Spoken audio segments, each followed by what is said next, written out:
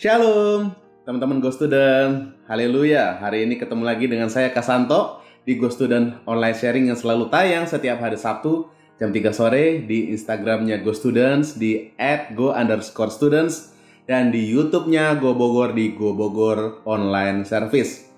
Hari ini Kasanto akan bagikan tentang sebuah pesan penting. Nah, apa artinya sebuah pesan penting hari ini?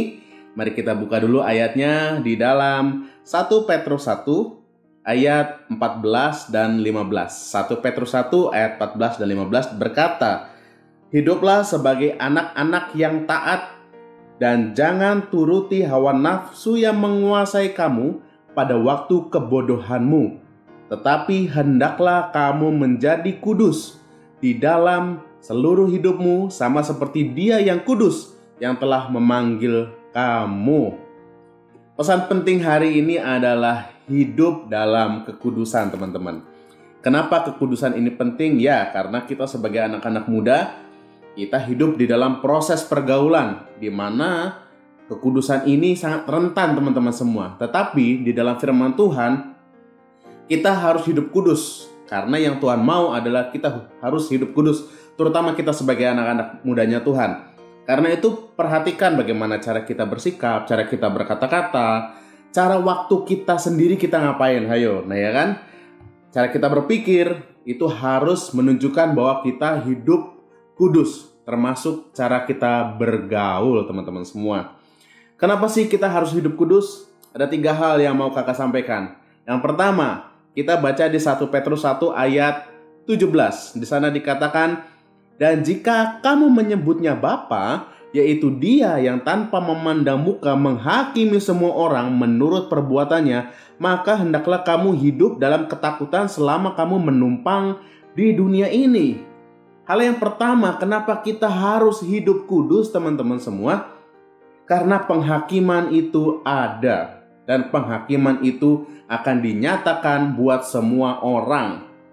Jadi yang Tuhan mau, hidup kudus merupakan standar setiap orang percaya, bukan hanya buat kita anak-anak muda. Karena itu, mulai dari sekarang kita harus belajar hidup kudus. Karena apa? Penghakiman itu nyata dan ada. Ya, karena itu hati-hati saat kita berperilaku dalam kehidupan kita sehari-hari. Hati-hati saat kita berbicara dalam kehidupan kita sehari-hari. Hati-hati saat kita berpikir dalam kehidupan kita sehari-hari. Itu hal pertama. Hal yang kedua, kenapa kita harus hidup kudus, teman-teman? Yaitu di ayat 18. 1 Petrus 1 ayat 18. Dikatakan, "Sebab kamu tahu bahwa kamu telah ditebus dari cara hidupmu yang sia-sia, yang kamu warisi dari nenek moyangmu itu, bukan dengan barang yang fana, bukan pula dengan perak atau emas." Ayat 19 yang dikatakan, "Melainkan dengan darah yang mahal, yaitu darah Kristus, yang sama seperti darah anak domba yang tak bernoda dan tak bercacat." Hal kedua, kenapa kita harus hidup kudus? Karena kita sudah diselamatkan dengan darah Tuhan Yesus yang mahal.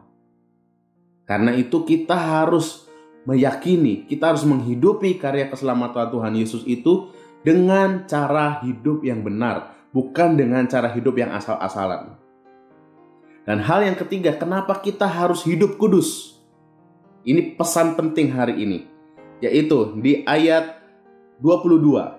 Dikatakan di sana, "Karena kamu telah menyucikan dirimu oleh ketaatan kepada kebenaran, sehingga kamu dapat mengamalkan kasih persaudaraan yang tulus ikhlas. Hendaklah kamu bersungguh-sungguh saling mengasihi dengan segenap hatimu." Hal yang ketiga adalah karena kita, pada waktu kita menerima Tuhan Yesus sebagai Tuhan dan Juru Selamat, kita telah berkomitmen untuk menyucikan diri kita. Jangan lupa komitmen kita sama Tuhan. Pada waktu itu kita berkomitmen apa? Ya Tuhan, saya mau bertobat. Saya mau hidup sungguh-sungguh buat Engkau. Saya mau hidup kudus buat Engkau. Kalau hari ini Anda ditegur oleh firman Tuhan yang merupakan pesan penting hari ini, ingat kembali komitmen yang sudah kamu lakukan untuk Tuhan pada waktu itu.